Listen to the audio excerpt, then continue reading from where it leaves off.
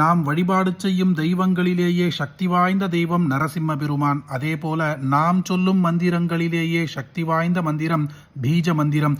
இன்றைய பதிவில் நாம் பார்க்க போவது நரசிம்ம பெருமானின் பீஜமாலா ஸ்தோத்திரம். நமது வாழ்க்கையை சூழ்ந்திருக்கும் இருள், வறுமை, கஷ்டங்கள் அனைத்தையுமே விரட்டி அஷ்ட ஐஸ்வர்யங்களையும் மன நிம்மதியையும் தரக்கூடிய நரசிம்ம பெருமானின் மந்திரம் இது.